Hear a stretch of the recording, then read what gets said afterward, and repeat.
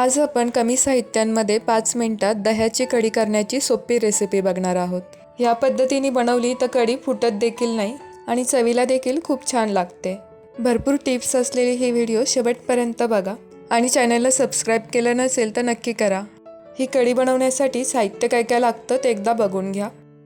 सगळ्यात आधी मी इथे 1 वाटी दही घेतलेला आहे। दही जास्त थंड घ्यायचं नाही, ते फ्रीजमध्ये असेल तर 1 तास आधी बाहेर काढून ठेवायचं। दह्यामध्ये 1 चमचा बेसन आणि अर्धा चमचा हळद घातलेली आहे। हळद आणि बेसन दह्यामध्ये व्यवस्थित मिक्स करून घ्यायचं, त्याच्या गुठळ्या होऊ द्यायच्या नाहीत। हे मिश्रण तुम्ही रवीच्या साह्याने किंवा मिक्सरच्या भांड्यामध्ये सुद्धा फिरवू शकता।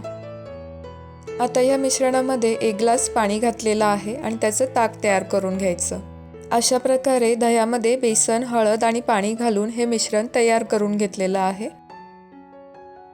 एका कढईमध्ये 1 चमचा तूप घातलेला आहे। तुम्ही तेल देखील वापरू शकता, पण तुपामुळे चव छान लागते। तूप गरम झाल्यानंतर 1 चमचा जिरे घातलेले आहे आणि अर्धा चमचा मेथीचे दाणे घातलेले आहेत। हे 30 सेकंद परतून घ्यायचं। आता ह्यामध्ये 2 ते 3 बारीक चिरलेल्या हिरव्या मिरच्या घातलेल्या आहेत आणि 1 इंच किसलेलं आलं घातलेलं आहे। अर्धा चमचा हिंग घातलेला आहे। हे थोडं परतून घ्यायचं। आता त्याच्यामध्ये कढीपत्ता घातलेला आहे।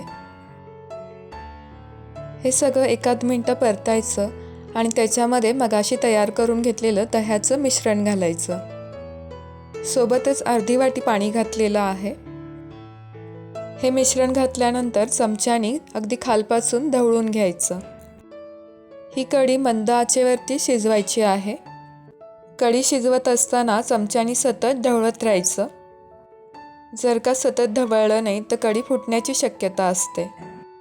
5 मिनिटानंतर आता कढी घट्टसर अशी दिसायला लागलेली आहे। कढीला आता चांगली उकळी आलेली आहे। आता त्याच्यामध्ये चवीनुसार मीठ घालायचं।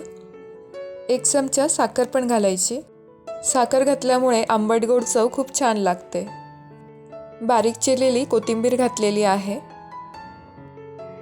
ही कढी बनवण्यासाठी फार वेळ लागत नाही आणि बाजारातून फार काही विकत आणायची गरजही लागत नाही। स्वयंपाकघरातल्या उपलब्ध असलेल्या साहित्यातून तुम्ही ही कढी बनवू शकता।